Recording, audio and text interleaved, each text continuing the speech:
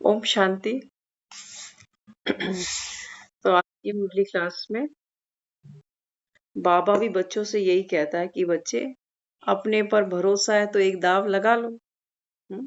बाबा कहता है ना, आप कल्प कल्प की विजयी आत्मा हो। सोचो, भगवान बच्चों को भरोसा दिला रहा है और हमको भरोसा ही नहीं आ रहा। है ना कलयुग। इसको बाबा कहता है पत्थर बुद्धि। भगवान आकर कहता है कि बच्चे तू कल्प कल्प की विजयी आत्मा है, सतयुगी आत्मा है, लेकिन हमको भरोसा ही नहीं आता। तो बाबा कहता है पत्थर बुद्धि हो ना। तो बाबा कहता है बच्चे भगवान पर भरोसा अगर नहीं करोगे तो फिर किस पर करो। करके तो देखा ना दुनिया पर भरोसा। बाबा कहता है हार के फिर किसको बुलाते हो, मेरी ही याद आती है। तो बाबा कहता है जिनको अपने पर भरोसा है, बाबा कहता है वो बच्चे ये अंतिम जन्म में अंतिम दाव जरूर खेलेंगे। तो बाबा कहता है देखो, अपने लिए जिए तो क्या जिए। हाँ, बाबा कहता है खुद मिटकर किसी और को भी मिटने से बचा ले। बाबा कहता है ये देह तो तेरी मिट्टी होनी ही है। इससे पहले बाबा कहता है तू बन जा कुछ। कहते हैं ना बच्चों को समय रहते कुछ कर लो, उम्र निकल जाएगी फिर पढ़ाई नहीं मिलेगी तुमको। कहते हैं कि नहीं अपने बच्चों को हम। हाँ, तो बाबा कहता है बच्चे ये पढ़ने का समय है। इसलिए बाबा कहता है पढ़कर दूसरों को पढ़ाना, यही है बाबा कहता है दूसरों को बनाना। तो इसलिए बाबा कहता है बच्चे ये अंतिम बाजी है। अंतिम बाजी बाबा कहता है भगवान के नाम पर बाजी खेल दो। दुनिया के नाम पर भी तो पूरा जीवन दांव पे लगाकर बैठे हुए हैं। बैठे हैं नहीं बैठे? क्या कहते हैं? अपने लिए थोड़ी जी रहे हैं, बच्चों के लिए जी रहे हैं। तो इसको क्या कहोगे? ये जिंदगी दांव पे तो लगी हुई है, लेकिन किसी और के नाम पर। कहते हैं हम तो बस बच्चों का मुंह देखकर ही बैठे हैं। तो जिंदगी दांव पे लगानी तो हमको आती ही है ना। लेकिन बाबा कहता है बच्चे पल्ले कुछ नहीं मिलेगा, हार के जाना पड़ेगा। तो इसलिए बाबा कहता है कि बच्चे, आज की मुरली से बाबा कहता है कौन सा ईश्वरीय नियम है जो गरीब वर्षा लेते हैं, साहूकार नहीं। बाबा कहता है ऐसा ये कौन सा ईश्वरीय नियम है कि गरीब तो वर्षा लेगा, सुदामा तो वर्षा लेगा, लेकिन बाबा कहता है बड़े बड़े धृतराष्ट्र, दुर्योधन, भीष्म पितामह, द्रोणाचार्य, ये बाबा कहता है ये वर्षा नहीं ले सकते, ये पांडव नहीं बन सकते, ये पारस बुद्धि नहीं बन सकते। तो बाबा कहता है क्या नियम है?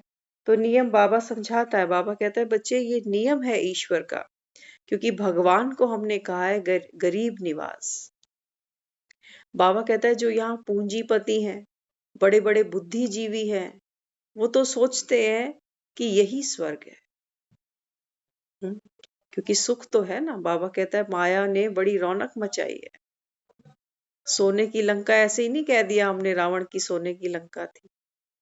हाँ, कशिश थी उसके अंदर, अट्रैक्शन था उसके अंदर। तो बाबा कहता है बच्चे ये ईश्वरीय नियम है कि साहूकार अपने को स्वर्ग में ही समझते हैं, तो बुद्धि से बाबा कहता है उनको सुख नहीं भूलते। उनको ये रियलाइज कराना कि कलयुग में दुख है, क्योंकि वो क्या कहते हैं? कहते हैं पैसे में सब सुख है जी, पैसे में सब सुख है।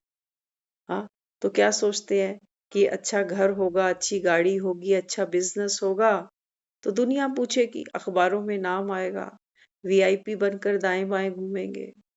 तो बाबा कहता है बच्चे ये जो साहूकार आत्माएं हैं ना, ये बाबा कहता है ये समझती हैं कि हम स्वर्ग में हैं, तो बुद्धि से फिर सुख नहीं भूलते। इसलिए बाबा कहता है फिर ज्ञान की तरफ बाबा कहता है उनकी बुद्धि नहीं झुक सकती। बुद्धि है ना, बाबा कहता है बुद्धि तो सारा दिन चलती रहती है। तो बाबा कहता है बुद्धि कहीं तो चलेगी ना। अब उन्होंने इतनी मेहनत की है, और बाबा कहता है उन्होंने कभी सत्युग देखा भी नहीं। तो जिन्होंने कभी सत्युग देखा ही नहीं होगा, बाबा कहता है वो वहां के लिए पुरुषार्थ नहीं करेगी, वो आत्मा नहीं कर सकती। बाबा कहता है उसका वहां पार्ट ही नहीं है। इसलिए बाबा कहता है मुझे तो भोले बच्चे चाहिए, ना चतुर सुजान चाहिए, ना पैसे वाले चाहिए। हाँ, बाबा कहता है मुझे तो दिल के भोले चाहिए, जो बाप कहे तो बाप की बात सर माथे मान ले। तो ये है ईश्वरीय नियम। ज्ञान पूरा नहीं तो फिर अंत में तड़पते हैं। बड़े बड़े टाटा बिरला, बड़े बड़े अंबानीस। हाँ, बाबा कहता है बच्चे अंत में देखो, एक बार हम कहीं बैठे थे, तो उन्होंने बताया, कहते हैं कि हमारे गांव में एक सिस्टम है कि जब भी कोई शरीर छोड़ता है ना, तो छत पर वो कुछ ऐसा अन्न अनाज रख देते हैं परात के अंदर।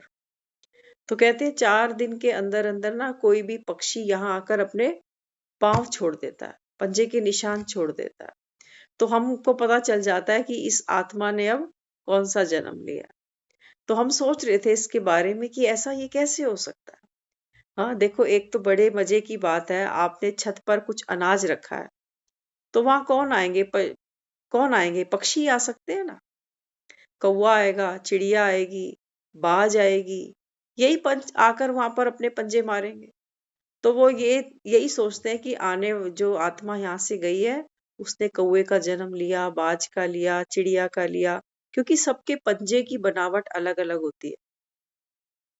तो वो ये सोच के संतुष्टि कर लेते हैं कि अच्छा अब जाने वाले ने ये चोला धारण किया। और कोई चोला, क्योंकि मछली तो वहां जाएगी नहीं, हाथी तो वहां छत पे जाएगा नहीं अनाज ढूंढने, तो पक्षी ही पहुंचेंगे। तो वो सोचते हैं कि पक्षी की योनि में उसने जन्म ले लिया। बाबा कहता है ये कितना बड़ा अंधविश्वास है। हाँ, तो यहाँ बाबा कहता है जब ज्ञान पूरा नहीं है तो देखो फिर अंत में तड़पते हैं। आत्मा की सबसे प्यारी चीज है ये शरीर। शरीर से ही तो बाबा कहता है ये सारा मेला लगता है, सारा मेला। दुनिया में जो भी हमको जानते हैं, पहचान है, संबंध है, रिश्ते हैं, वो ये शरीर से ही जुड़े हुए हैं। घर में बच्चा होता है तो पहले क्या कहते हैं, जी लड़का हुआ है, जी लड़की हुई है। आत्मा की तो कभी किसी ने चर्चा ही नहीं करी कि एक आत्मा ने जन्म लिया है हमारे घर में। नहीं, वो कहते हैं इसकी लड़की, इसका लड़का। हम्म तो यहाँ बाबा कहता है कि बच्चे, आत्मा की सबसे प्यारी चीज है ये शरीर। इतना प्यार है जो छोड़ना नहीं चाहती। बचाव के देखो प्रबंध करती है। बचाव के प्रबंध करते हैं ना, अंतिम समय तक लगे रहते हैं। तो आत्मा कभी थकती नहीं। शरीर से पहाड़ चढ़ेंगे तो शरीर थक जाएगा। शरीर से चल के देखो आधा घंटा, खड़ा रहकर देखो 15 मिनट, ज्यादा देर खड़े नहीं हो सकते, शरीर थक जाता। लेकिन बाबा कहता है आत्मा कभी नहीं थकती। थकती है, रात को हम थक टूट कर सो जाते हैं बिस्तर पे, लेकिन ये देखो इसकी यात्रा चल रही है। ये दिल्ली छोड़ के कभी बाहर है, कभी किसी रिश्तेदार के घर, कभी किसी पड़ोसी के घर, कभी किसी से झगड़ा कर रहा है, कभी किसी बाजार में शॉपिंग कर रहा है, कभी टिक्की गोलगप्पे खा रहा है। ये कभी नहीं थकती, बाबा कहता है। शरीर थक कर सो जाता है, लेकिन मन मन फिर भी चलता चला जा रहा है। तो बाबा कहता है देखो, आत्मा तो कभी नहीं थकती। तुम यहाँ आते ही हो सीखने, हम ये शरीर कैसे छोड़ें। बाबा तो देखो बच्चों से बिल्कुल रियल बात करता है। हाँ, बाबा कहता है तुम यहाँ किस लिए आते हो, ये सीखने के लिए कि बाबा अब ये अंतिम चोला हम कैसे त्यागे। अंतमति सुगति। बाबा कहता है बच्चे, चोले तो तुमने कई बार लिए हैं और कई बार छोड़े हैं, लेकिन बाबा कहता है बस ये अंतिम चोला है। इसकी बाबा कहता है तैयारी मैं आके कराता हूँ, क्योंकि इसके बाद बाबा कहता है मुक्ति और जीवन मुक्ति है। बीच में कहीं पर भी मुक्ति जीवन मुक्ति नहीं है। इसलिए बाबा कहता है मैं आकर तुमको मृत्यु सिखाता हूँ। दुनिया में भी तो देखो, आज सुबह की मुरली बाबा ने कितनी सुंदर सुनाई। बाबा कहता है आप सृष्टि की कौन हो, पूर्वज आत्माएं हो, पूज्य आत्माएं। तो देखो, जब बच्चा दुनिया में आता है ना, तो जीवन जीने की कला तो हम सब उसको सिखाते हैं, है ना। बच्चा आया घर में तो हम उसके पूर्वज बनते हैं, बुजुर्ग बनते हैं ना, बड़े पेरेंट्स बनते हैं, तो उसकी पालना करते हैं। हाँ, शरीर को भोजन देते हैं कि शरीर इसका स्वस्थ रहे। बुद्धि के लिए पढ़ाई देते हैं कि पढ़ लिख कर लायक बन जाए। और मन मन को शक्तिशाली बनाने के लिए हम सारा जीवन बच्चों को अपने अनुभव से कुछ ना कुछ अच्छा समझानी देते हैं, समझ देते हैं, राय देते हैं। हाँ, तो माना, बाबा कहता है पालना माना बच्चे को शक्तिशाली बनाना, यही तो अर्थ होता है। तो बच्चे को देखो हम पैसा भी देते हैं, खाना भी देते हैं, रहना भी देते हैं, कपड़े भी देते हैं, इमोशनल सपोर्ट भी करते हैं। किस लिए? किस लिए कि कल को हम हो ना हो, इस बच्चे को किसी चीज की कमी ना हो, ये इतना कैपेबल हो जाए। तो बाबा कहता है पूरी सृष्टि की आप पूर्वज आत्माएं हो। अभी दो चार की बात नहीं है कि मैं दो और हमारे दो, ऐसे नहीं। बाबा कहता है सृष्टि की पूर्वज आत्माएं हो। तो बाबा कहता है फिर क्या करना पड़ेगा उसके लिए। बाबा कहता है बच्चे, शांति की पालना, सहन शक्ति की पालना। लेकिन ये कब करोगे? बाबा कहता है जब आपकी अपनी स्थिति पावरफुल होगी, आपकी वृत्ति, आपकी मनसा, तब बाबा कहता है दूसरों को आप दे सकते हो। हाँ, तो बाबा यहाँ समझाता है कि देखो, जैसे मनुष्य बंदर को नचाते हैं, देखे हैं हम सब ने, तमाशा होता था बंदर बंदरिया का खेल, सबने देखा। बाबा कहता है जैसे मनुष्य बंदर को नचाते हैं, ऐसे आत्मा शरीर को नचाती है, जिसको हम कॉमन वर्ड्स में कहते हैं मन नचाता है। मन है ना, मन देखा थोड़ी कभी किसी ने, लेकिन सारा जीवन हम कहते हैं मेरा मन कर रहा है, मेरा मन कर रहा है। मेरा एक मन ये कह रहा है मेरा एक मन वो कह रहा है। कितने मन है हमारे पास, गिनती नहीं कर सकते, इतने मन है आज हमारे पास। हम्म, तो बाबा कहता है कि बच्चे, जैसे मनुष्य बंदर को नचाता है ना डुगडुगी बजाकर, वैसे वो नाचता है। बाबा कहता है ऐसे ही तुम्हारा जो मन है, मन के संकल्प है, ये इस 6 फीट के शरीर को नचाते हैं। कब बैठना है, कब सोना है, कब खाना है, कब किससे बात करनी है, नहीं करनी, शरीर को नचा रही है ना आत्मा। तो बाबा कहता है ये क्या है, ये है मदारी। अब बाबा कहता है तुम देखो, बंदर को हंसाना है कि रुलाना है, कौन सा गीत बजाओगे। ये गीत बजाना बाबा कहता है तुम्हारे हाथ में। हैप्पी सॉन्ग बजाओगे तो बाबा कहता है ये शरीर नाचेगा। सैड सॉन्ग बजाओगे, बाबा कहता है ये और कलयुग में डूबेगा अभी। हम्म, तो यहाँ बाबा समझाता है सिर्फ एक गुप्त डिफिकल्टी है, तुम बाप को याद करते तो माया को ईर्ष्या होती है। बाबा कहता है एक गुप्त डिफिकल्टी क्या है, एक ही बाबा कहता है बस बात है, जब तुम मुझे याद करते हो ना तो माया को ईर्ष्या होती है। आप सारी वंशावली के बड़े हो, बड़े बच्चे बाप समान गाए जाते हैं ना। घर में भी देखो, जब मम्मी पापा बाहर जाते हैं ना, तो जो घर में सबसे बड़ा होता है ना उसको कह के जाते हैं, संभाल करियो छोटों की, भाई बहन को तंग मत करियो, इनका ध्यान रखियो। तो क्या किया, बड़े को जिम्मेवारी सौंपी ना। तो बाबा कहता है बच्चे, आप बच्चे सारी सृष्टि की पूर्वज आत्माएं हो। कैसे, कैसे पूर्वज है हम। बाबा कहता है बच्चे अभी संगम पर आकर, मैं बाबा कहता है नई सृष्टि की अभी स्थापना कर रहा हूं। तो नई सृष्टि माना सतयुग की स्थापना। तो बाबा कहता है सतयुग की स्थापना होगी कैसे, कैसे होगी। बाबा कहता है तुम आत्माओं के द्वारा हो। तुमको बाबा कहता है राम राज्य करना है। तो बाबा कहता है राम राज्य करने के लिए क्या करना पड़ेगा, पहले स्व का राज्य संभालना पड़ेगा। ये आंखें, ये मुख, ये हाथ, ये सारा दिन बाबा कहता है इन पर ही कंट्रोल नहीं है अभी तो राम राज्य में बाबा कहता है फिर क्या करोगे। हाँ, बाबा कहता है राम राज्य करने से पहले ये स्व का राज्य संभालो। आंखें क्या देखेंगी, कान क्या सुनेंगे, मुख से हम क्या बोलेंगे, क्या कर्म हम करेंगे, कहाँ जाएंगे कहाँ नहीं जाएंगे। बाबा कहता है ये 5 घोड़ों की लगाम अब बाबा कहता है सारथी बन के तुम्हारे हाथों में हो।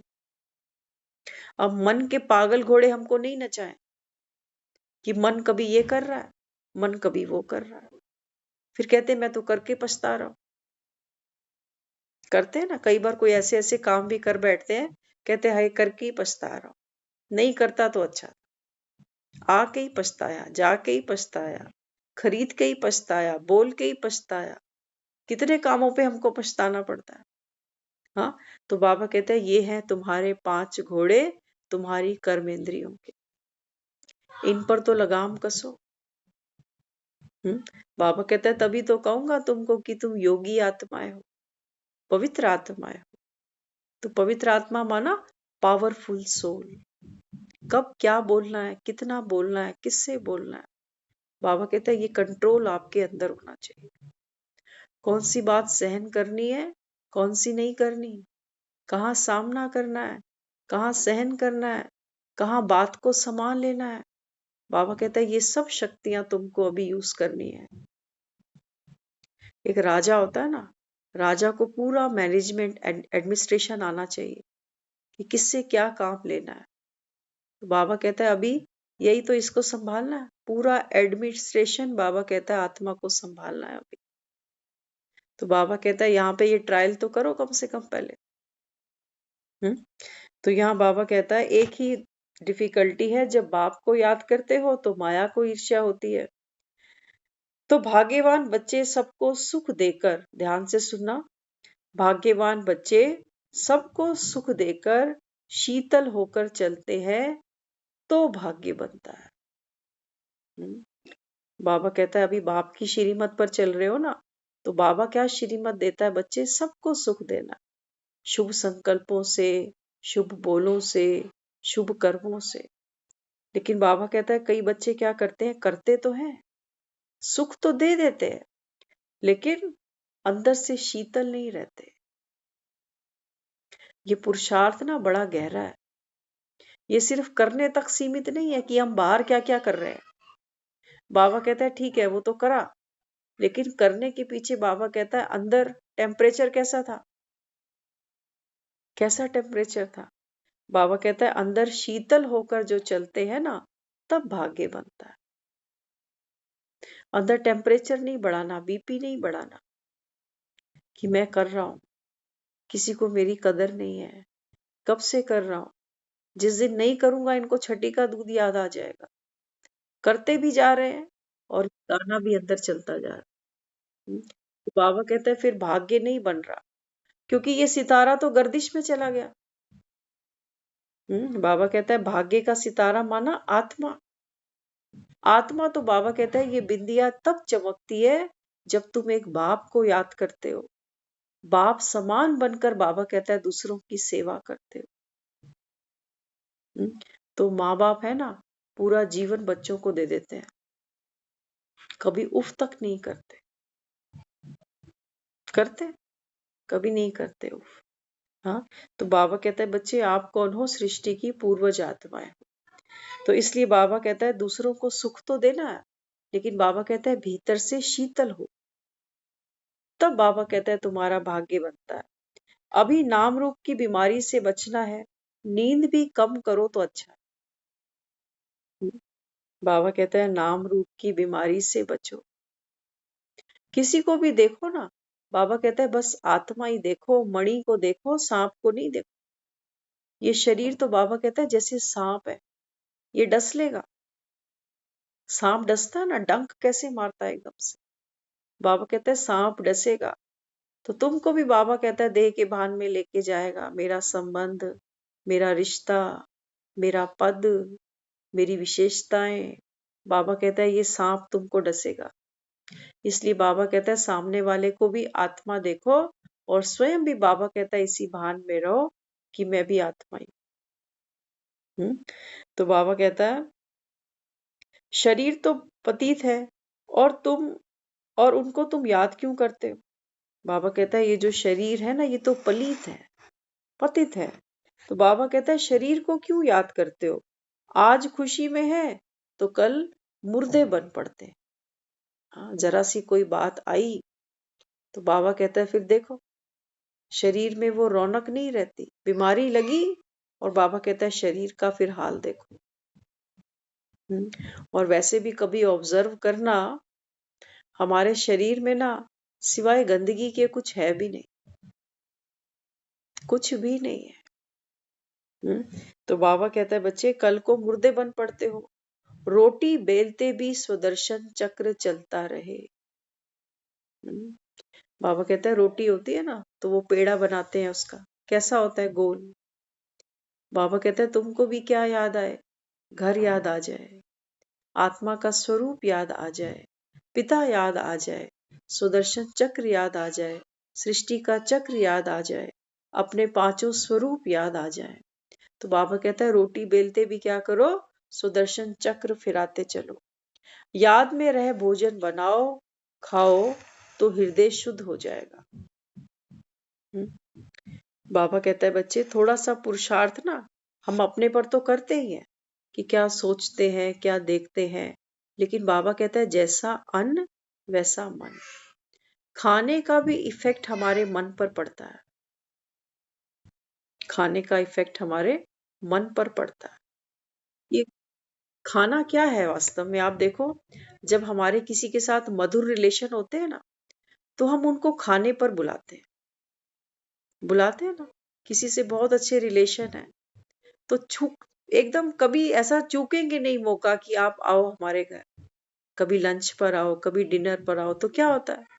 एक दूसरे के साथ खाना खाने से प्रेम बढ़ता है। शादियों के कार्ड भी आते हैं ना, तो उसमें क्या लिखा होता है? प्रीति भोज, माना प्रेम से बनाया, प्रेम से स्वीकार कराया गया भोजन। हाँ, तो बाबा कहता है बच्चे ये भोजन भी क्या है? ये स्वस्थ मन का द्वार है। तो बाबा कहता है खाना बनाओ, खाओ, तो तुम्हारा मन भी शुद्ध होगा, लेकिन किसकी याद में? बाबा कहता है मेरी याद में, भगवान की याद में बनाओ। तो जिन्हें ब्रह्मा भोजन का कदर रहता है ना, वो थाली धोकर पीते हैं। कई लोग होते हैं ना, खाना बचा देते हैं, कहते हैं स्वाद नहीं है, नमक ज्यादा पड़ गया, ये सब्जी तो मैं खाता ही नहीं। होते हैं ना नखरे। हाँ, तो बाबा कहता है कि बच्चे जिन्हें ब्रह्मा भोजन की कदर है ना, बाबा कहता है वो कभी भी खाना बचाएंगे नहीं, बल्कि थाली भी धोकर पी जाते हैं, जिन्हें कदर होगी। क्योंकि बाबा कहता है ये जो ब्रह्मा भोजन तुमको अभी मिलता है ना, ये देवताओं को भी नहीं मिलेगा, जिन्हें कदर है। तो आत्मा तो है ही, आत्मा कोई बनने की चीज थोड़ी है। हाँ, बाबा कहता है आत्मा तो अविनाशी है। भोजन कौन कर रहा है? हमारा शरीर कर रहा है। मुख चबाता है, पेट में जाता है, डाइजेस्ट होता है, ब्लड बन के शरीर में चलता है। लेकिन आत्मा भासना तो करती है ना, स्वाद कैसा है, रुचिकर है कि नहीं है, ये सब तो वही देखती है। मन ही डिसाइड करता है कि अच्छा बना है कि नहीं। बुद्धि भी बाबा कहता है इस पे काम करती है। तो क्या करना? बाबा कहता है भोजन जो बनाते हो, ये बाबा कहता है मेरी याद में बनाओ भी, खाओ भी, खिलाओ भी, तो मन शुद्ध होगा। मन शुद्ध होगा ना, तो हमारी बहुत सारी फिक्रें वैसे ही खत्म हो जाएंगी। कई बार बाबा की मुरली हमको स्मृति नहीं रहती कि बाबा क्या बार बार कहता है, नहीं याद रहता। लेकिन खाने का प्रभाव हमारे मन पर लगातार रहता है। स्वाद याद रहता है ना। कोई सब्जी खा लेते हैं, 4-5 साल पहले किसी ने कोई सब्जी खिलाई थी, बात करते कहते हैं आज भी उसका स्वाद है, आज भी उसका स्वाद जैसे जीभ पर है। तो कितना गहरा प्रभाव है खाने का, सोचो। जीभ पर चीज रखी नहीं हुई है, लेकिन मन क्या कहता है कि आज भी मैं उस स्वाद को महसूस करता हूं। तो बाबा कहता है बच्चे, आशीर्वाद तो कोई मांगने की चीज नहीं है, ये तो मेहनत करने की चीज है ना। बाबा कहता है मैं तो तुमको रोज नई नई युक्तियां बताता हूँ, लेकिन बाबा कहता है बच्चे मेहनत तुमको करनी। बाप से आशीर्वाद नहीं मांगो। देखो दुनिया में हम भक्ति काल में जब गुरु करते हैं, तो बार बार गुरु के पास क्यों जाते हैं लोग? कहते हैं गुरु जी आशीर्वाद दो, बस सुखी रहे, शांति रहे। आशीर्वाद मांगते हैं ना, और गुरु जी दे भी देते हैं। तो यहाँ बाबा क्या कहता है? बाबा कहता है बच्चे सुख और शांति, ये तो बाबा कहता है तुम्हारा स्वरूप है, ये मांगने की चीजें नहीं है। मांगना मतलब, मांगने का मतलब ये है कि हम जीवन में ये मांग रहे हैं कि परिस्थितियां ऐसी आए कि कभी हमको दुख ना हो, ऐसे लोग हमको मिले जो कभी हमको धोखा ना दे, कभी हमारा भरोसा ना तोड़े। होता है कभी ऐसा। बाबा कहता है जिसके साथ तुम्हारा जो कार्मिक अकाउंट है वो तो सामने आएगा ही। हाँ, आज देखो घर के लोगों की आपस में ही नहीं बनती। बाहर जाने की जरूरत नहीं है हमको दुश्मन ढूंढने के लिए, कहते हैं घर में ही है। हम्म तो यहाँ बाबा कहता है बच्चे ये आशीर्वाद है, ये मांगने की चीज नहीं है, ये मेहनत की चीज है। तो बाबा कहता है करो तो सही मेहनत। जो भी मनुष्य मात्र है, सबका अपना अपना अकाल तख्त है। सब आत्माएं है ना, बाबा कहता है ये अपनी अपनी भ्रिकुटी पर बैठी हुई है। हाँ, तो मामेकम याद करो, फिर तुमको दैवी तख्त मिलेगा। बाबा कहता है अभी सिर्फ एक मुझे याद करो, तो सतयुग में बाबा कहता है तुमको देवी तख्त मिलेगा। देवी देवताओं को देखते हो ना मंदिरों में, कहाँ बैठे हुए हैं? अपनी अपनी राजगद्दी पर। या तो राजगद्दियों पर बैठे हैं, या फिर अपने अपने आसनों पर बैठे हैं। कोई शेर पर बैठा है, कोई कमल पर बैठा है, कोई चूहे पर बैठा है, कोई बाघ पर बैठा है, कोई पहाड़ों के ऊपर बैठा है, कोई नदी के किनारे बैठा है, कोई वृक्ष के नीचे बैठा है। तो बाबा कहता है ये है तुम बच्चों की तपस्वी मूरत। बाबा कहता है संगम पर ये आसन तो संभाल लो कम से कम। गद्दी तो बाबा कहता है अगली बार संभालना, जब ये चोला छोड़ के बाबा कहता है कंचन काया मिले। हम्म तो यहाँ बाबा समझाते हैं चारों धाम की यात्रा क्यों करते हैं। भक्तों को देखो, वो कहते हैं 4 धाम की यात्रा कर ले बस, फिर तो सारे तीर्थ हो गए समझो। तो 4 धाम की यात्रा के लिए बाबा कहता है ईस्ट वेस्ट साउथ नॉर्थ चारों दिशाओं में चक्कर लगाते हैं। कई आते समझते कुछ भी नहीं, जैसे तीर्थों पर एक दो को देखकर तैयार हो पड़ते हैं। पापा कहते हैं यहाँ पर माउंट आबू में भी ऐसे बहुत से आ जाते हैं। कहते हैं अच्छा आप भी जा रहे हो, तो हम भी चलते हैं। बाबा कहते हैं वो सोचते हैं यहाँ मत्था टेकने जाना है। बाबा कहता है बच्चे यहाँ माथा टेकने की तो बात नहीं, दुनियावी बातों में समय नहीं गंवाना है। बाबा कहता है बच्चे आप स्टूडेंट हो ना, गॉडली स्टूडेंट, तो बाबा कहता है आप पूर्वज आत्माएं हो, बहुत बड़ी जिम्मेवारी है बाबा कहता है आपके सर पर। तो बाबा कहता है आप कभी भी दुनियावी बातों में समय नहीं गवा सकते। घर के बूढ़े बुजुर्ग होते हैं ना, उनको हर चीज का पता रहता है। हम जब छोटे थे तो हमको याद है हमारे जो ग्रैंडफादर थे, घर में हम 10 बच्चे होते थे और मजाल है कोई एक बच्चा नल खुला छोड़ के चला जाए। पंखा पंखा तो वो हमको चलाने ही नहीं देते थे गर्मियों के दिनों। हाँ, कहते थे बाहर बैठो पेड़ के नीचे, अच्छी हवा आ रही है। तो जो बड़े लोग होते हैं ना, वो इस टाइप के होते हैं। वो साधनों को, ऊर्जा को बर्बाद नहीं जाने देते, पानी को, बिजली को। हाँ, तो बाबा भी हमें क्या समझाता है? बाबा कहता है बच्चे जब दुनियावी बातों में फंसते हो ना, तो बाबा कहता है तुम्हारा भी बिजली और पानी व्यर्थ जाता है। बिजली माना माइट, शक्ति, गुण, और बाबा कहता है पानी माना ये ज्ञान की गंगा, ये व्यर्थ ही बहती चली जा रही, न तुम्हारे काम आ रही है ना किसी और के काम आ रही।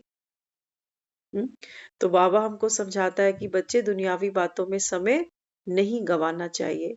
अभी तो दीपक की जगह देखो दिवाली पर बल्ब जला देते हैं। तो दीपमाला नहीं मनाते, जैसे मनोरंजन करते हैं। बाबा कहता है अब तो देखो कलयुग के अंत में दिवाली भी कैसे हो गई। पहले तो कहते थे देसी घी के दीपक जलते थे, अब देसी घी तो नहीं है, अब सरसों के तेल के जलाते हैं। और बाबा कहता है कई वो भी नहीं करते, वो एक बिजली का बटन खोलते हैं और ढेर बल्ब जल जाते हैं। तो बाबा कहता है ये क्या करते हैं, ये तो जैसे मनोरंजन हो गया, इसीलिए लक्ष्मी किसी के पास नहीं आती। बाबा कहता है ओरिजिनली तो तुमको ये दिया जलाना चाहिए था। ये तो बाबा कहता है किसी को पता ही नहीं। हाँ, तो 20 रुपए दर्जन दिए ले आते हैं। तो बाबा कहता है इसीलिए तो लक्ष्मी जाती नहीं है कहीं पर, नकली दिए जलाते हैं। जो दिया जलना चाहिए था वो तो कभी जला ही नहीं। तो ब्रह्मा नारायण सरस्वती लक्ष्मी की आत्माएं एक ही हैं। बाबा कहता है एक बार तुम समझो, दुनिया तो नहीं समझेगी कि ये लक्ष्मी है कौन। बाबा कहता है ये ब्रह्मा कौन है, ये नारायण है। ये बाबा कहता है सतयुग में श्री कृष्ण बनने वाला है। और जो सरस्वती है मम्मा, बाबा कहता है ये लक्ष्मी बनेगी, ये राधे बनेगी। और फिर बाबा कहता है जब स्वयंवर होगा तो यही फिर लक्ष्मी बन जाएगी। तो बाबा कहता है अभी देखो संगम पर मम्मा ने कितनी सेवाएं की है, कितनी आत्माओं को उस पिता से मिलवाया है। ऐसे थोड़ी जगदम्बा बनी फिरी है। हाँ, तो बाबा कहता है बच्चे फिर यही आत्मा क्या बनती है, लक्ष्मी बनती है, और ब्रह्मा नारायण बनते हैं। तो यह सैंपल है कैसे ब्राह्मण देवता बनते हैं। बाबा कहता है ये सिर्फ तुम जानते हो, दुनिया में किसी से पूछो देवी देवताओं के बारे में तो पता है लोग क्या कहते हैं, अरे इतना मगज नहीं मारते हम इन चीजों में, ऐसे बात करते हैं वो। कहते हमने तो जो देखा है बस हम यही कर रहे हैं, हमें फालतू मत उलझनों में डालो, क्या है कैसे है, बस इतना ही ठीक है कि हमने जिसको माना, घर में बचपन से देखा, यही सब कुछ है। बाबा कहता है वो सुनना ही नहीं चाहते, क्योंकि मांगने की आदत है ना। तो बाबा कहता है फिर क्या करते हैं, कहते यहाँ से मिल तो जाता है, 10 डिमांड करते हैं, माँ 2 तो पूरी कर ही देती है। कंधा तो है रोने के लिए, एक कंधा ही चाहिए भक्तों को रोने के लिए, और क्या चाहिए बाबा कहता है। हाँ, खुशी होती है तो जाकर थैंक यू कर देते हैं, नाराजगी होती है तो उल्हाना मार आते हैं।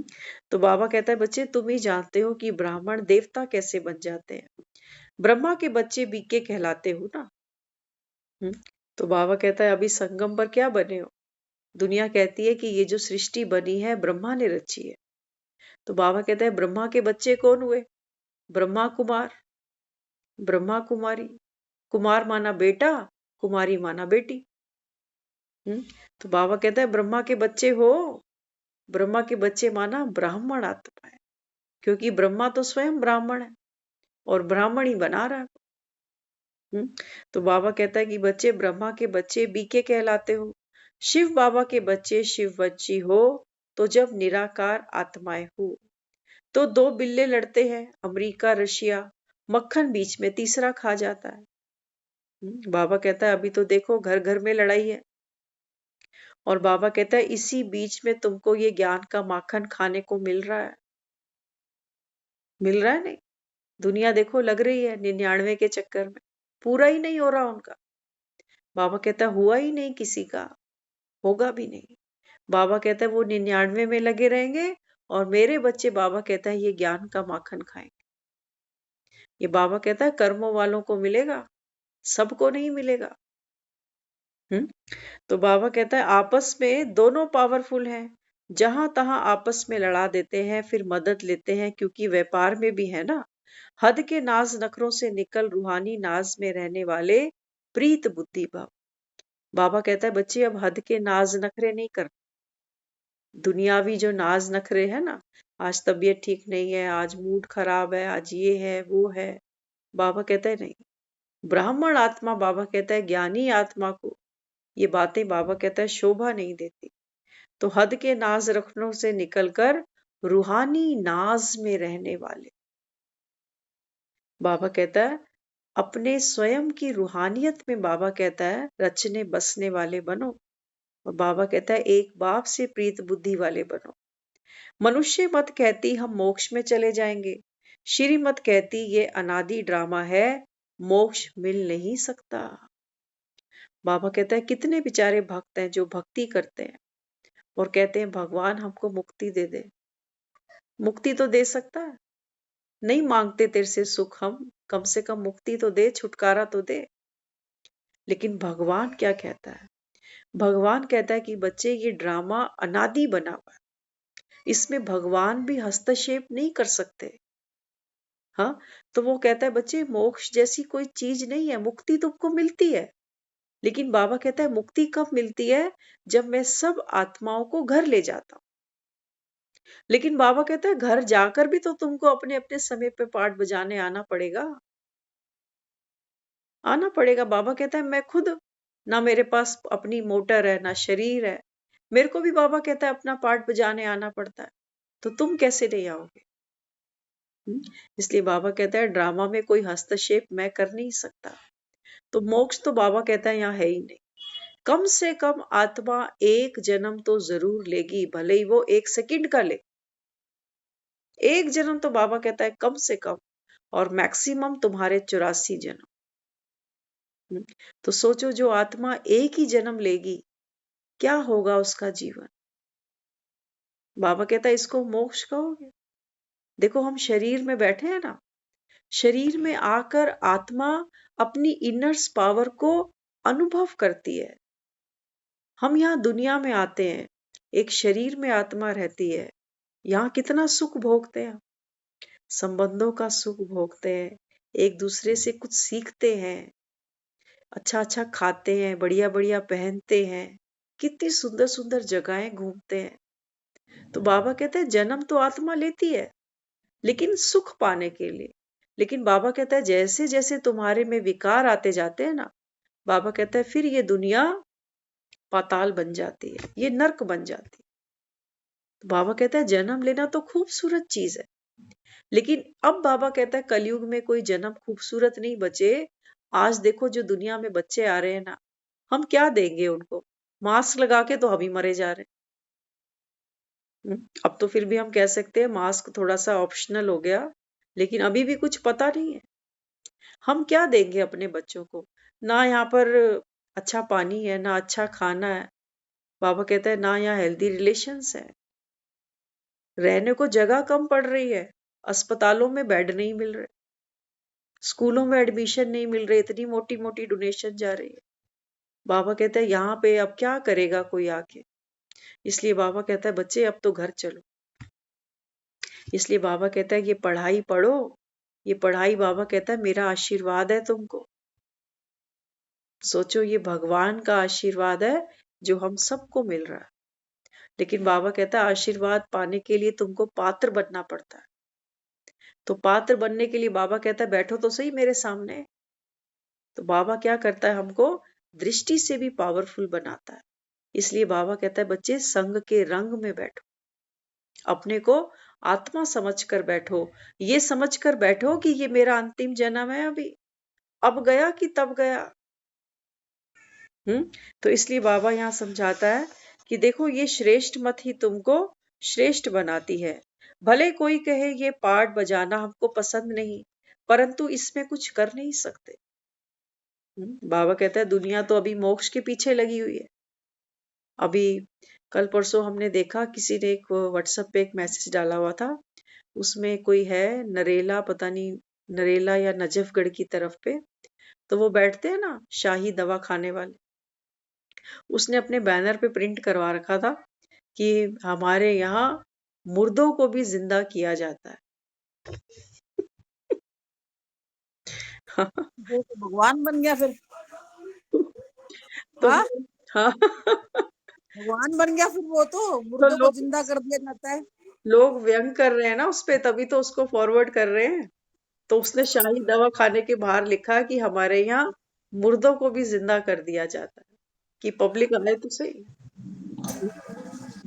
तो यहाँ बाबा क्या समझाता है, बाबा कहता है भले ही तुम कितना भी कहो कि बाबा मुझे तो मेरा रोल पसंद नहीं है, कई होते हैं ना अपने जीवन से दुखी हो जाते हैं। तो बाबा कहता है कोई कितना भी कहे कि मुझे तो मेरा रोल पसंद नहीं, लेकिन बाबा कहता है इसमें कुछ कर नहीं सकते, कुछ नहीं कर सकते। बाबा कहता है अभी संगम पर बैठ जाओ मेरे सामने, और बाबा कहता है रोल को चेंज कर सकते हो, क्योंकि भगवान हमको अभी क्या दे रहा है, भाग्य लिखने की कलम। बाबा रोज कहता है बच्चे किसी को दुख नहीं देना और किसी से दुख नहीं लेना, किसी को शिक्षा नहीं दो, किसी को माफी दे दो। तो दे रहा है ना हमको, क्या दे रहा है वो, दिव्य संस्कार भर रहा है। जब हम किसी को दुख देंगे ही नहीं तो फिर हमें भी कोई नहीं देगा। जब हम किसी के बारे में गलत सोचेंगे ही नहीं तो कोई हमारे बारे में भी नहीं सोचेगा ना। हाँ, तो बाबा कहता है अभी ये कौन सा समय है, मेरे देश की धरती सोना उगले। बाबा कहता है ये सोना तब उगलेगी जब तुम सोने जैसे संकल्प करोगे। तो इसलिए बाबा समझाता है बजाने तो आना ही है। बाबा कहता है बच्चे अपना अपना पार्ट तुमको फिर से बजाने आना पड़ेगा। ध्यान से सुनना, मुरली बहुत गहरी होती है। अब हम अपने जीवन में जो जो पार्ट बजा रहे हैं ना, अभी कोई नौकरी कर रहा है, कोई घर में बैठा है, कोई बच्चों को देख रहा है, सबकी अपनी अपनी लाइफ है ना। अब बाबा हमको क्या युक्ति देता है, बाबा कहता है बच्चे जो रोल तुमको मिला, जैसा मिला, जिन आत्माओं के साथ मिला, इसको बाबा कहता है खुशी खुशी करो। क्योंकि ड्रामा बाबा कहता है रिपीट होगा अगले 5000 साल बाद। जब फिर से हमको बाबा मिलेगा ना, हम यही वाला रोल कर रहे होंगे जो आज कर रहे हैं, सेम रोल करेंगे। अब बाबा कहता है ये रिपीट होगा। अगर तुम अभी भी दुखी होके कर रहे हो तो बाबा कहता है अगले कल्प ये भरी जाएगी फिल्म, अगले साल भी दुखी होके, अगले कल्प भी दुखी होके करो। और अगर बाबा कहता है हैप्पी सिंह बन गए तो बाबा कहता है फिर अगले कल्प में बाबा कहता है तुम्हारा कोई पुरुषार्थ नहीं है, क्योंकि संस्कार बन गया ना आत्मा का। स्थिति कैसी भी हो, लोग कैसे भी हो, मैं खुश हूं, मैं खुशहाल हूं। ना तो मुझे मेरी खुशी दूसरों पर डिपेंड करती है, ना साधनों पर डिपेंड करती है, ना मेरी सेहत पे डिपेंड करती है। मेरी खुशी मेरी भीतरी खुशी है कि मैं कौन हूं, मैं किसका हूं। भगवान ने मुझे अपने गोद में उठाया। अपने बाबा कहता है दिल तख्त पर तुम बच्चों को मैं बिठाता हूं। तो तुम्हारे जैसा बाबा कहता है कोई, सृष्टि की तुम पूर्वज आत्माएं हो, तो जैसे बुजुर्ग होंगे ऐसे ही बाबा कहता है तुम्हारी पीढ़ियां होंगी। तो कम से कम बाबा कहता है आने वालों का तो ख्याल करो। जो बाबा कहता है दुनिया तुमको कहेगी ये हमारी कुल देवी है, तो कुल देवी कैसी है, उदास, दुखी, परेशान, तब वो कुल देवी की पूजा करेंगे?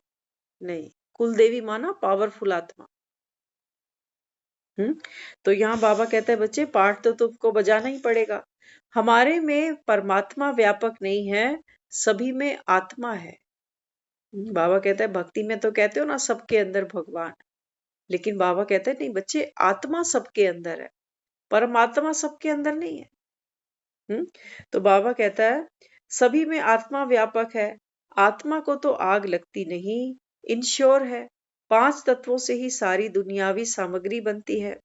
पुण्य माना दूसरों को आत्मा देखना, यह है ही पाप आत्माओं की दुनिया। तुम्हारी लेन देन भी पाप आत्माओं से है, पुण्य आत्मा तो यहाँ है ही नहीं। बाबा कहता है बच्चे इस पूरे संसार में कोई भी पुण्य आत्मा नहीं है। अगर तुमको लगता हो कि किसी ने भूमि दान दे दी, किसी ने गौशाला बना दी, किसी ने ब्लड डोनेट कर दिया, किसी ने आंखें डोनेट कर दी, लेकिन बाबा कहता है यहाँ पुण्य आत्मा कोई भी नहीं है। तो पुण्य आत्मा बाबा किसको कहता है? बाबा कहता है पुण्य आत्मा वो होती है जो स्वयं को आत्मा जानकर दूसरे को भी आत्मा देखे। बाबा कहता है ऐसा तो जगत में कोई है ही नहीं। सब बाबा कहता है देह के बांध में फंसे हुए हैं। और बाबा कहता है जो जो कर्म करते हैं, बाबा कहता है ये सोचते हैं हमारा पुण्य जन्मा हो रहा है। बाबा कहता है ठीक है अल्पकाल का है जरूर, ये व्यर्थ नहीं जाएगा। किसी की सेवा की ना, शरीर का अंग देकर किसी की सेवा की, किसी भूखे को खाना खिला दिया, किसी को धन दे दिया। बाबा कहते हैं बच्चे अल्पकाल का सुख है, जैसे ही पुण्य खत्म होगा फिर से बाबा कहता है दरिद्र बन जाओगे। और देख लो हम सारा साल में कितने पुण्य करते होंगे, कितने करते होंगे। हम तो दान भी दिन त्योहार देखकर करते हैं, करते नहीं करते। हाँ, तो यहाँ बाबा कहता है कि बच्चे तुम्हारी लेन देन अभी पाप आत्माओं से है, पुण्य आत्मा तो यहाँ है ही नहीं। यह है ही कलयुग, वह भी तमो प्रधान। ऐसे नहीं कोई बहुत दान पुण्य करते, धर्मशाला बनाते तो वह पुण्य आत्मा है। कच्छ मच अवतार कितने छी तुम्हारी आत्मा कच्छ मच अवतार नहीं लेती। हाँ, बाबा कहता है यहाँ तो देखो आत्मा अंडे खा रही है, कच्छ मच्छ खा रही है। तो बाबा कहता है यहाँ तो कोई भी पुण्य आत्मा हो ना सके। ब्रह्मा बाबा रात को सोते थे, उड़ते रहते थे, कुछ समझ नहीं आता था। इस समय सबकी चोली सड़ी हुई है, माना तमो प्रधान है। चोली माना ये चोला। बाबा कहता है ये चोला सबका सड़ा हुआ है। बाबा कहता है इसको टांकियां लगी हुई हैं। पुराना पतित है ना, तो सर्जरी करके कहाँ कहाँ से सिल देते हैं शरीर को। तो सबसे पुराना चोला किसका है? तुम्हारा। तुम इस शरीर को बदलते रहते हो। शरीर बदलता होता है, आत्मा तो कभी नहीं बदलती। देही अभिमानी होने के कारण देवताएं मोहजीत है, तो फॉलो फादर करना चाहिए ना। पवित्रता से मनुष्य तंदुरुस्त रहते हैं, अपवित्रता में बैठे बैठे अकाले मृत्यु हो जाती है। जितना याद करेंगे उतना पवित्र, जितना अच्छा टीचर उतना ऊंच पद पाएंगे। तुम टीचर जरूर बनते हो, बाकी गुरु कोई का नहीं बन सकते, गुरु तो एक ही सतगुरु है। बाबा कहता है हर सेंटर पर टीचर्स तो हैं, लेकिन बाबा कहता है गुरु कोई भी नहीं है, क्योंकि सतगुरु बाबा कहता है केवल एक मैं ही हूं। सारा कल्प घर को भूले हो, बाप को कोई जानता ही नहीं। एक ही बार बाप आकर खुद का परिचय देते हैं। मुख्य तो हम अपनी आत्मा को भी भूले हुए हैं, रियलाइज कौन कराए। अपने पास बुद्धि में तंत्र रखना है, जिससे बहुत फायदा होता। जैसे स्कूल में स्टूडेंट तो बहुत होते, फिर भी इंग्लिश पर मार्क अच्छी होती, क्योंकि इंग्लिश मुख्य भाषा है।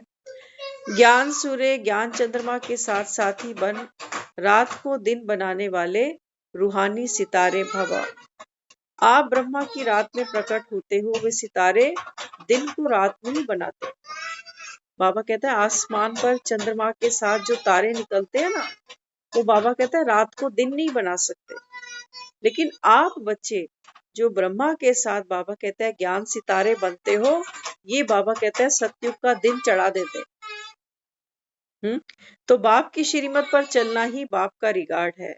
श्रीमत पर चलने से कभी अकल्याण नहीं हो सकता। शांति का गुण सबसे बड़ा गुण है, इसीलिए शांति से बोलो, अशांति फैलानी बंद करो। बाप से भी गुण उठाना है, लक्ष्मी नारायण के चित्रों से भी गुण उठाना है। ऐसे नहीं कोई अशांत करे तो खुद को भी अशांत करना है। अशांत होना यह भी अवगुण है। थोड़ा सा बोलने से ही तुम सब कार्य कर सकते हो। समझू सयाने सदा शांत रहना पसंद करते हैं। हंस सारा दिन ज्ञान सिमरन करते उठते बैठते मोती चूकते रहते। सदैव गुण ही वर्णन करने हैं, अवगुण नहीं। जिनमें गुण होंगे दूसरों में भी फूंक सकेंगे। कोई भी बीमारी व दुख आदि है तो तुम सिर्फ याद में रहो, हिसाब किताब चुकतू अभी करना है। बाबा कहता है बच्चे, शरीर में कोई रोग भी आ गया, कोई पुराना हिसाब किताब भी है, तो भी बाबा कहता है बच्चे ये पुराने हिसाब किताब चुकतू करने हैं। बड़ा शांत में रहते हैं तो उनका चेहरा भी खुशनुमा रहेगा। देवताओं से भी तुम ऊंचे हो, ज्ञान अमृत का गिलास पीते रहना है। वंदे मातरम गाया जाता है, साथ में वंदे पितरम तो है ही। देह अभिमान की कड़ी बीमारी के नुकसान अंदर जैसी होती है उसके कारण लून पानी होते हो। बेपरवाह रहते माया धोखा देती रहती। पुरुषार्थ करते फाह हो जाते तो पढ़ाई छूट जाती है। मूड ऑफ कर देते तो चेहरा भी बदल जाता है। तो बाबा बच्चों को बताता है कि किस रीति माया बीच में विघन डालती है तो बच्चों का पढ़ाई में दिल नहीं लगता। विघन कोई भी आते, कोई भी माया आएगी बीच में, तो बाबा कहता है वो पढ़ाई छुड़ाने आती है। कोई भी, है ना, कोई बच्चा बनकर भी आ सकता है कि बच्चा बनकर बार बार वो इसी समय पर आएगा। अभी आप शायद आवाज भी सुन रहे होगे, है ना। तो बच्चे क्या होते हैं, यूज टू हो जाते हैं कि बार बार बार बार बार बार अप्रोच करना। तो बाबा कहते हैं बच्चे ये आत्माएं हैं, ये तमो प्रधान है। आप देखना पुराने समय में जो बच्चे होते थे ना, हम खुद भी, आजकल के बच्चों को आप बिठा नहीं सकते हो एक जगह पर। कितने आप उनको टॉयज दे दो, कितना क्या भी ला कर दे दो ना, इतनी बेचैन है ये आत्माएं अंदर से, ये टिकती नहीं है। एक एक सेकंड में अशांत होती है। जितने कंफर्ट में आज के बच्चे पल रहे हैं ना, इतने पुराने बच्चों को कंफर्ट नहीं मिलते थे। ना अच्छा पहनना होता था, ना ढंग की रोटी होती थी, लेकिन बच्चे मस्त रहते थे, शांत रहते थे। आज एक एक बच्चा, माँ खुद कहती है कि जीना हराम कर दिया इसने। ना वो गोद में टिकते हैं, ना वो घर में टिकते हैं, ना बाजार में टिकते हैं। कल भी हम बात कर रहे थे ना कि अब छोटे छोटे बच्चे हैं, टेक्नोलॉजी इतनी हाथ में है उनके कि पैदा होते बच्चे भी मोबाइल ऑपरेट कर रहे हैं। कारण क्या है इसका? बाबा कहते हैं ये वो आत्माएं हैं जो कलयुग में आती हैं, और बाबा कहता है अकाले मृत्यु को प्राप्त होती है। तो टेक्नोलॉजी तो सीख कर गई है आत्मा, संस्कार में है उसके, अब फिर से जन्म ले लिया, तो टेक्नोलॉजी हाथ में आते ही फिर से बटन दबने लगते हैं, है ना। तो हर एक आत्मा का अपना अपना पार्ट है, वो अशांत होंगे। ये माया आएगी, जरूरी नहीं है कि कोई बड़ा ही आकर हमसे 9 2 11 करेगा, नहीं, वो छोटा बच्चा भी आ सकता है। लेकिन बाबा कहता है बच्चे, एक बार बच्चा रो के शांत हो जाएगा। अब उसको पता चल गया, पता तो उनको है ही है, लेकिन बाबा कहता है माया किसी ना किसी तरीके से अपना रास्ता बनाती। तो अगर हम अभी वाइंड अप करते क्लास को तो कर जाते, सभी कर जाते, लेकिन उस आत्मा का ये संस्कार पक्का हो जाता कि मेरे रोने से दरवाजा खुल जाएगा, है ना। तो हम बच्चों को क्या संस्कार दे रहे हैं कि पहले आप रो, फिर हम खोल देंगे, है ना। हम देखो बच्चों को बाजारों में ले जाते हैं ना, तो बच्चा जिद करता है मम्मी दिला दो ना, लेके दे दो ना। माँ कहती है नहीं, नहीं, नहीं मिलेगा, नहीं मिलेगा। अब वो बच्चा क्या करता है, बाजार में लेट जाता है, जमीन पे ही लेट जाएगा। अब वो उसको उठाती है, वो सोचती है 4 लोग देख रहे हैं, तमाशा बन रहा है, तो कहती है अच्छा चुप हो जा, दिला देती हूँ। तो हमने क्या गलती करी यहाँ पर? चीज बच्चे को दिलाने में गलती नहीं है, लेकिन हमने उसका ये संस्कार पक्का किया कि तू पहले तो रो। रो, रोने से क्या होगा, मुझे संकोच होगा कि सब मुझे देख रहे हैं, नोटिस कर रहे हैं, तो शर्मो शर्मी मुझे वो चीज दिलानी पड़े, है ना। तो बच्चे हैं, अबोध हैं, उनको नहीं पता हम क्या जिद कर रहे हैं, क्यों कर रहे हैं, लेकिन हमको तो पता है ना कि हम उस बच्चे को रोने के बाद कोई चीज दे रहे हैं तो माना उसका संस्कार पक्का होगा कि रोने से तुझे सब चीजें मिल जाएंगी दुनिया। अब ये बच्चा अभी तो 3 साल का 5 साल का है, लेकिन जब ये आत्मा और बड़ी बड़ी होती जाएगी तो इसका ये संस्कार साथ चलेगा कि नहीं। ये हस्बैंड के आगे भी रोएगी कि पता है मुझे रोने से मिलेगा। ये बड़ों के आगे भी रोएगी, दोस्तों के आगे भी रोएगी कि रोने से काम बन जाएगा। तो ये संस्कार हम ही पक्का कराएंगे फिर बच्चों।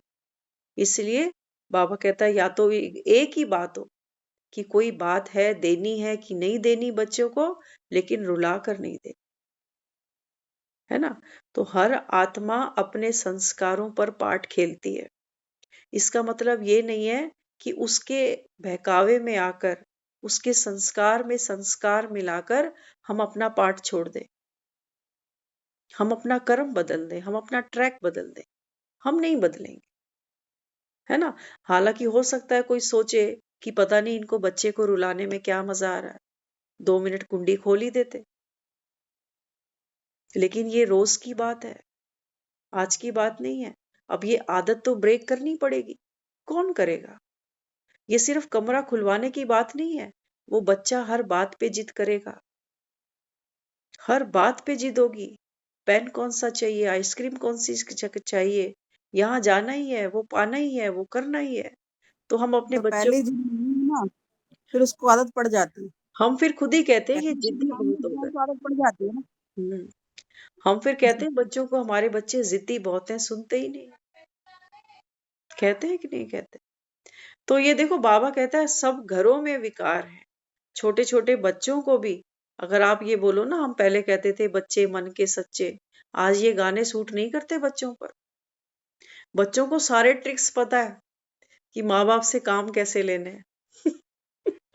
उनको साम दाम दंड भेद उनको ये भी सब पता कुछ है पता है। कि हम क्या बोलेंगे और सामने से आंसर क्या आएगा, क्या ये आएगा। भी पता है। हाँ, और छोटे छोटे बच्चों को, और एक वक्त था बच्चे माँ बाप से मांगते डरते थे, दर्द। संकोच करते थे कि इनके पास है नहीं ना, ये कहाँ से लाके। हम तो यहाँ तक देखते थे, एक ऐसी फैमिली को हम देखते थे बचपन में, ब्रेड क्या चीज होती है। आज तो ब्रेड पड़ी रहती है फ्रिज में, सूख जाती है, हम उठा के बाहर फेंक देते हैं। लेकिन आज ऐसा वक्त था, एक था, हमने देखा था कि लोगों के पास इनकम इतनी नहीं होती थी, परिवार बड़ा होता था, 4 4 5 5 6 6 बच्चे रखते थे। तो ब्रेड क्या बड़ी बात होती थी। वो बच्चे 25 पैसे दे के ना ब्रेड कटवा के लेकर आते थे घर। आधी तेरी आधी मेरी, आधी इसकी आधी उसकी। वो वक्त बच्चों ने निकाला ना, और वो बच्चे लायक हैं आज। उन्होंने घर को बनाया है, उजाड़ा नहीं है। आजकल के बच्चे देख लेना आप। क्योंकि बाबा कहते हैं ये आजकल के बच्चे क्या है।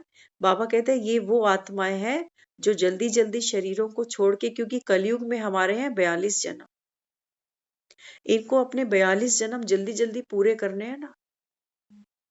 हाँ, तो बाबा कहता है फिर यही आत्माएं आती हैं, और बाबा कहता है जो संस्कार भीतर पड़ा हुआ है, तो बाबा कहता है वो संस्कार पे अपना काम करती है। तभी तो बाबा कहता है अजामिल देखने हो तो यहीं देखो। तो इसलिए बाबा हमको ये पाठ पक्का कराता है कि ये पढ़ाई चलेगी। वैसे तो बाबा कहता है मुरली में कोई माया रुकावट नहीं डालती, लेकिन हम तो देखते हैं यहाँ मुरली में भी रुकावट पड़ जाती है। हाँ, तो इसलिए बाबा कहता है बच्चे ये जो समय का खजाना है ना, इसको व्यर्थ नहीं कर। कई बार हमारे पास ऑप्शंस आते हैं, वो कहते हैं चलो आज यहाँ चलते हैं, हम कहते हैं नहीं हमारी क्लास है। तो थोड़ा सा उनको फील तो होता है कि ये हर समय ही क्लास है, कभी कुछ जरूरी भी हो। जरूरी तो खैर हम जाते ही हैं, ऐसी बात नहीं है।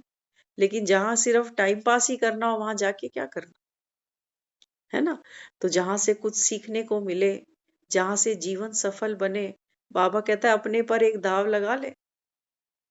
ये मौका बाबा कहता है फिर नहीं मिलेगा। तो बाबा की श्रीमत पर चलते हुए न केवल हमको अपने संस्कारों पर काम करना है, बल्कि दूसरी आत्माओं के संस्कारों को भी। क्योंकि बाबा कहता है आप हो पूर्वज आत्मा, है ना। अभी वो छोटे बच्चे हैं, उनको नहीं पता हम उनको किस ढर्रे में डालना चाहते हैं। हो सकता है उन बच्चों को अभी लगे कि ये हमारे वेल विशर नहीं है, हमारे जैसे नहीं है। लेकिन आने वाले वक्त में बाबा कहता है आप उन बच्चों के लिए रोल मॉडल बन सकते हो। तो बच्चों के साथ बच्चा नहीं बन जाना।